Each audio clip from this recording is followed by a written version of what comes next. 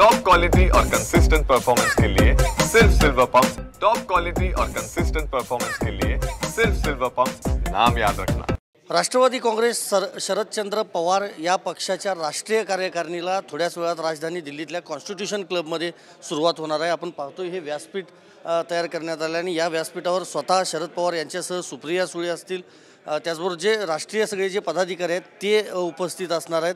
आणि दरवर्षी खरं तर ही राष्ट्रीय कार्यकारिणी होत असते आणि देशभरातले सगळे जे पदाधिकारी आहेत ते देखील या बैठकीसाठी थोड्याच वेळात या ठिकाणी दाखल होणार आहेत। आसन व्यवस्था जर आपण पाहिली तर जे खासदार आहेत किंवा जे पदाधिकारी आहेत त्या सगळ्यांसाठीची ही आसन व्यवस्था वेगवेगळी तयार करण्यात आलेली आहे।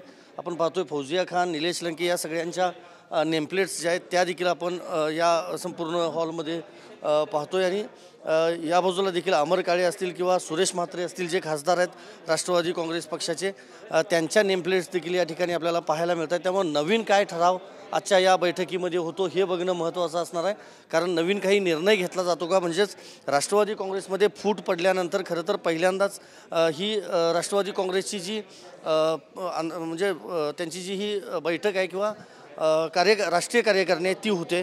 आत्ता आपण पाहतोय खासदार सुप्रिया सुळे या ठिकाणी दाखल झाले, त्यांनी देखील संपूर्ण या परिस्थितीचा जो आढावा आहे तो देखील घेतलेला आहे। त्यामुळं आजच्या या कार्यकारिणीच्या बैठकीला देशभरातले सगळे जे पदाधिकारी आहेत त्यांच्या पक्षातले ते उपस्थित असणार आहेत। साहजिकच नवीन काही मोठे निर्णय घेतले जातात का हे बघावं लागेल। 4:30 वाजता शरद पवार यांची पत्रकार परिषद जी आहे ती देखील याच हॉलमध्ये होणार आहे। व्हिडिओ जर्नलिस्ट विनोद कुमारसह मी संदीप रासगोळकर, TV9 मराठी, नवी दिल्ली।